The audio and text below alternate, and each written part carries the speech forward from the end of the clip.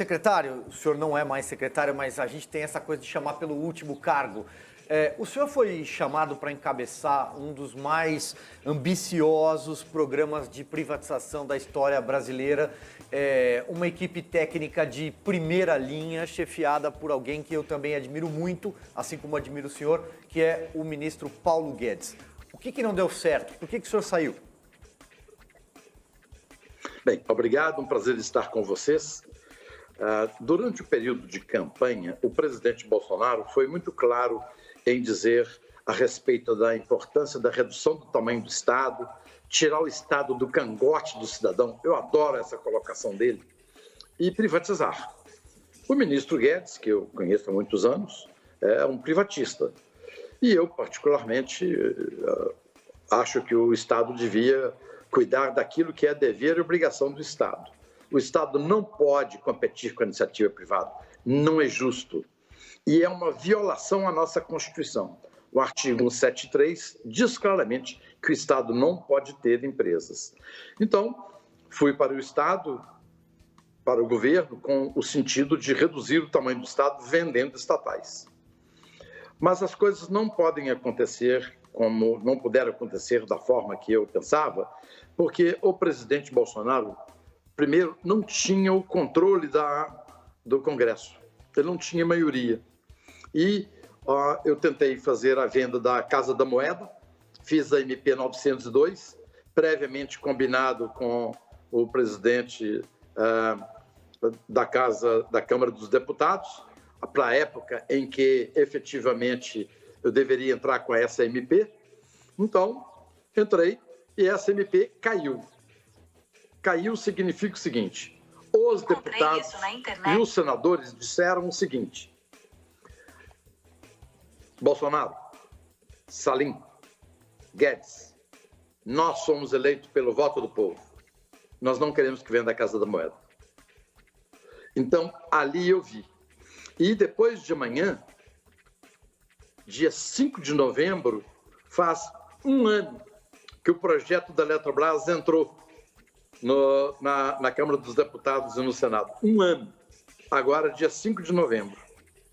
Em um ano não aconteceu nada. Ou seja, não basta apenas o presidente querer privatizar, o ministro querer privatizar. Realmente é preciso que o Congresso concorde com as privatizações.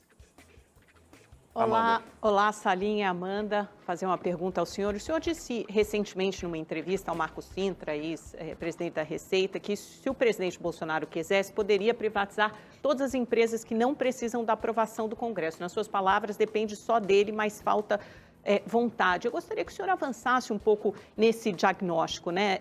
Nesse um ano e meio que o senhor passou no governo, parece que o senhor não saiu convencido dessa conversão ao liberalismo do presidente. Em que sentido falta vontade ao presidente Bolsonaro e que exemplos de estatais poderiam ser privatizadas com uma canetada? Ótima pergunta, Amanda. Vou te dar dois exemplos. Existe uma empresa que se chama Valec. Vocês conhecem muito porque ela foi uma empresa de corrupção, esteve na manchete dos jornais nos últimos 10 anos. Então, uma empresa muito conhecida. E tem outra empresa que se chama EPL. A EPL ficou conhecida como uma empresa do trem-bala. Ela foi feita pela Dilma para inaugurar o trem-bala.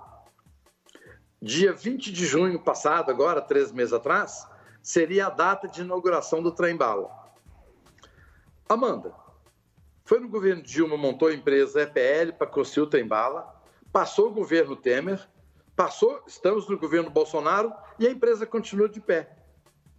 O establishment não é muito favorável a fechamento de estatais.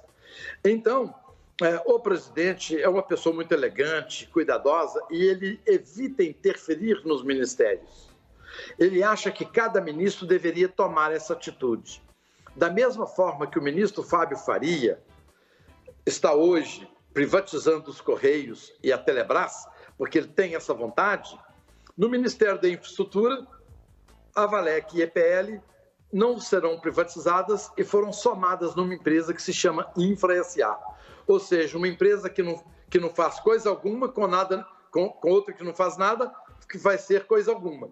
Então, você verifica que muitas vezes não é o próprio presidente, é necessário que os seus ministros tenham essa clara orientação de reduzir o tamanho do Estado.